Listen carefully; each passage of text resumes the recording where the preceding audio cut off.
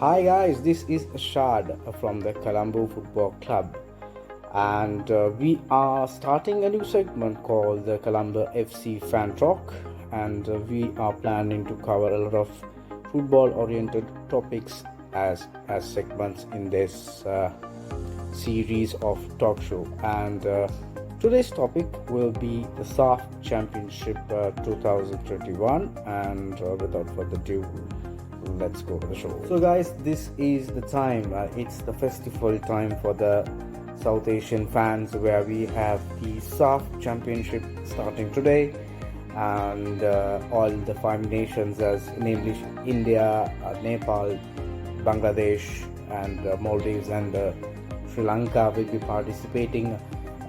Pakistan are not participating in this tournament, as well as Bhutan, who also withdrew from the tournament due to their situation of COVID.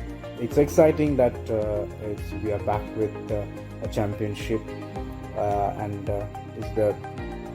we are looking forward to take on and to see action-packed games. I'll be looking into the Sri Lanka versus Bangladesh game. Talking about the preparations, Sri Lanka team was under camp in Kelaniya Sports Complex, and then they had a lot of sessions going on for the past 2 months, I believe. And in addition to the SAF Championship, the team did fly to Saudi Arabia, and we had few sessions in Saudi Arabia and Riyadh itself. And the best news for us as fans was that we managed to beat one of the Riyadh clubs, Juba FC, for 6-1. Great news, and shows that the team is kind of gelling up, because the team did give us a lot of hopes during the FIFA World Cup, especially the game against Lebanon, which even now a lot of fans, I mean, even that game did make an eye raiser to all our fans. So let's talk about the Bangladesh game. Bangladesh, the camp, the news from them is that they did had some ups and downs as well. Looking at the preparations, I mean, unfortunate results for them as well. Bangladesh is had a revamp, because they did get their new manager just couple of days back, Oscar, who is the former coach of Bashundhara Kings, who emerged as the champions of the Bangladesh Premier League football tournament. So previously it was Jamie Day who was the head coach of Bangladesh. Mind as well, you guys have keep an eye on a couple of players who I think that who might cause a bit of trouble to the Sri Lankan team. My eyes are on Tariq Kazi, who is a player who got the dual citizenship, just like a couple of our Sri Lankan players. He's a quite handy right back, pacey player. Someone who I admire watching playing a lot good football. And Yasmin Arafat is another defensive player which I think will cause, who was in big form, and he will be a problem for Sri Lanka as well. In the midfield, they do have the experience, Saad Uddin and Rakib Hossain, and also the captain Jamal Boyan. This guy, he's a box-to-box midfielder, plays up and up. He plays quite well, and he's a bit of aggressive as well. Predominantly plays a central defensive midfielder role to Bangladesh, and also Joel Rana and Martinia, these two forwards will have a strength in perspective. In Bangladesh, it's a new start for the Sri Lanka. Well, what do we say? Like I said earlier, with the World Cup qualifier, the game against Lebanon, it showed that the character, the courage, and the enthusiasm our players have. They did perform greater than our expectations, and now we all Sri Lankan fans are ready to witness and put our team to test at the SAF Championship. Definitely, Sri Lanka will be the dark horses. We will be the dark horses in this tournament. We'll be the underdogs, but we will be the dark horses as well.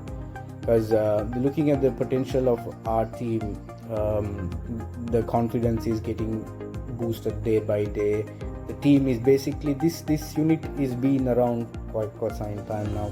If you do see that this quite of players have been the regular players in the camp, which is a very good point, because previous years Sri Lanka did not have consistency in terms of squad. There used to be players come and go, but this time around we do see that the consistency is there, where we have the national team players gelling up quite well, even in the local club circuits as well, because most of the guys do play.